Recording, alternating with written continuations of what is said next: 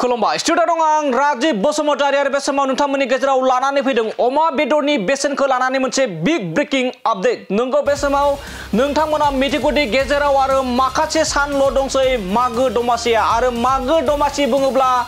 गुबै खाजा गुबै जाग्रा बेदर महरै अमा बेदरखौ बयबो बाहायो आरो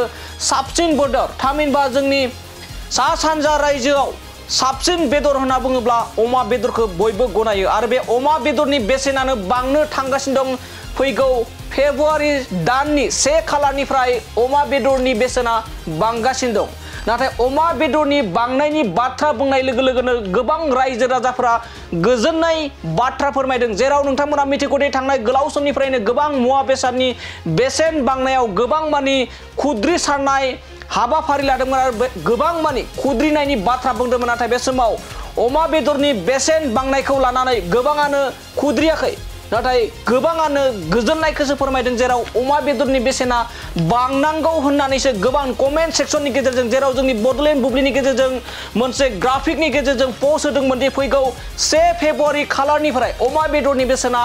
बांसिगोन होननानै बाथ्रा बुंदोंमोन एबा पस्ट होदोंमोन। बे पस्टनि गेजेरजों गोबां रायजो राजाफोरा गोबां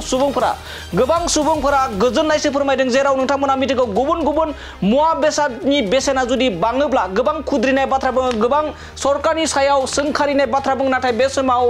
अमा बेदरनि बेसेन बांनायखौ लानानै गोबां गोजोननायसो फोरमायनायखौ माखासे कमेन्ट सेक्सननि गेजेरजों बाथ्रा फोरमायनायखौ बे समाव नुना मोननाय जादों। जेराव नोंथांमोना मा फोरमायगोन, जेराव फैगौ एबा गेजेराव माखासेल' सान दंसै मागो दमासि आरो मागो दमासियाव गोबां अमा बेदर जानाय, गोबां बायदि बायदि ना बेदर जानाय जायो। नाथाय बेनि गेजेरावनो माखासे अमा बेदरनि बेसेनखौ लानानै मोनसे गिदिर थांखि लानाय जादों, जेराव फैगौ 1 फेब्रुवारि खालारनिफ्रायनो अमा बेदरनि बेसेना